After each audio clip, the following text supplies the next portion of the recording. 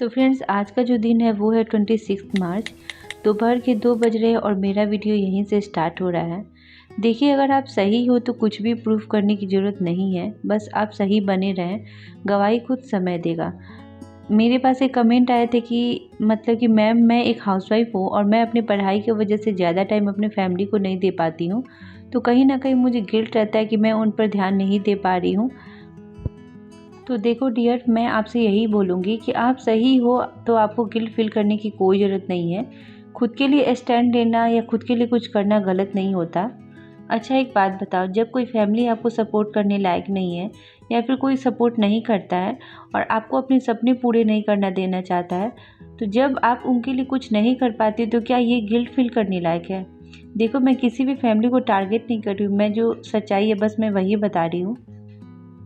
देखो, मुझे ऐसा लगता है कि 100 फैमिली में से 5 to 10 फैमिली ऐसी होगी जो दूसरे के बच्चे को अपना बच्चा समझते हैं, उसको सपने पूरा करने में सपोर्ट करते हैं। वो लोग समझते हैं कि जिस तरह मैंने अपने बच्चों को अपने लाड प्यार से पाला है, अपने बच्चों को अच्छे फ्यूचर के लिए सपने देखा है, तो कहीं ना कहीं जो हमारे घर में बहू आई है उसकी भी माँ बाप ने उसके लिए कुछ सपने देखे होंगे, उस लड़की की भी कुछ ना कुछ ख्वाहिशें होगी मन में। और जो फैमिली अपनी बहू का या फिर बेटी का सपोर्ट नहीं करते हैं और वो लड़की जब अपने लिए स्टैंड लेती है तो उसे गिल्ट फील होने लगता है। तो अगर आप सही है तो आपको गिल्ट फील करने की कोई ज़रूरत नहीं है, क्योंकि मैं ऐसा इसलिए बोल रही हूँ कि आने वाले टाइम में खुद आपके बच्चे भी चाहेंगे कि मेरी मम्मा वर्किंग वूमेन हो। और ये 100% सही भी है, क्योंकि आज का जो टाइम है ना वो काफ़ी ज़्यादा चेंज हो रहा है और ये सच भी है।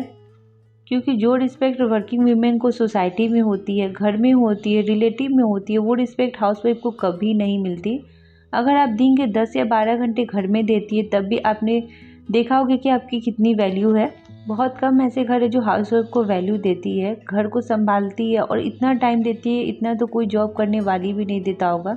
ये कड़वा है मगर सच है, और इस सच्चाई को जितना जल्दी समझा जाए, एक्सेप्ट किया जाए, उतना ही ज़्यादा अच्छा होगा। अपने सपने को पूरा करो, अपने पति, अपने परिवार के पालन में, बच्चों की ज़रूरतों को पूरा करने में बराबर का भागीदार बनो। और इसके लिए अगर आप कुछ ट्राई कर रहे हो या कुछ नया सीख या पढ़ रहे हो तो ये बिल्कुल भी गलत नहीं है। तो अभी मुझे इस बारे में बात करते करते एक कोट याद आ गई कि सपने तुम्हारे हैं तो पूरे भी तुम्हें ही करने होंगे, न हालत तुम्हारे हिसाब से होंगी और ना ही लोग। अच्छा, मेरे पास एक और कमेंट आया था कि मैम, आप मतलब किस चीज़ की तैयारी कर रहे हो?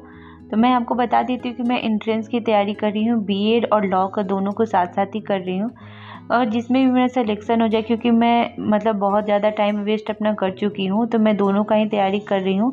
जिसमें भी मेरा सिलेक्शन हो जाए उसके बाद से मैं फिर आगे कंटिन्यू करूँगी। अच्छा, मेरे पास एक और कमेंट आया था कि मेरे पति ना मुझसे प्यार नहीं करते, वो मेरा बिल्कुल भी सपोर्ट नहीं करते। मेरी ऐसी फैमिली नहीं है कि वो मेरा सपोर्ट करे।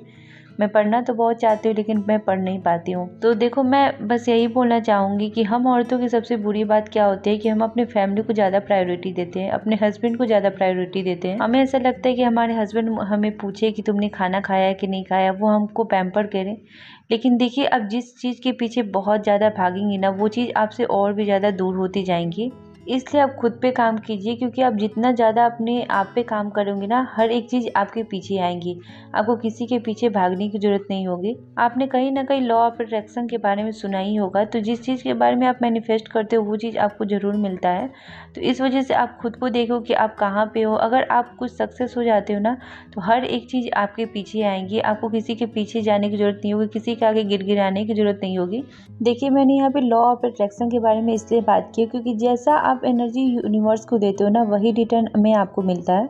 जैसे अगर आपके हस्बैंड आपको नहीं मानते या फिर आपके रिलेटिव आपको प्यार नहीं देते, तो आप पूरे दिन उसके बारे में सोचते हो, परेशान होते हो, दुखी होते हो और ये बार बार बोलते हो कि आपसे कोई प्यार नहीं करता, आपको कोई वैल्यू नहीं देता। तो फिर वही सेम चीज़ आपके साथ होने भी लगती है। तो इसलिए आप अच्छा चीज़ सोचो, जिस भी चीज़ में आपको इंटरेस्ट है उस पर काम करो। जब आप वो काम करने लगोगे और उससे जो आपको खुशी मिलेगी ना, तो फिर आप खुद ब खुद पॉजिटिव हो जाओगे और आप देखोगे आपके वो सारी खुशियाँ मिल रही जो आपने बस सोचा था। तो मैं आपको ये बात एक एग्जांपल से समझा दे रही हूँ।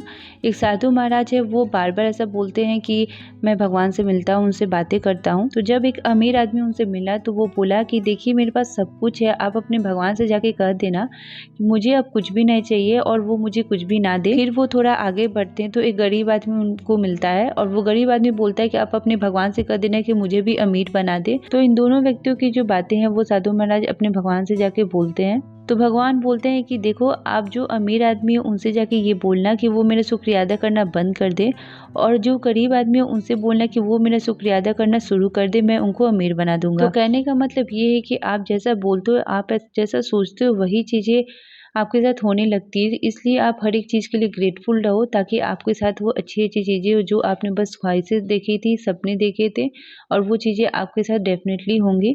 तो चलिए मिलते हैं नेक्स्ट वीडियो में, तब तक के लिए बाय।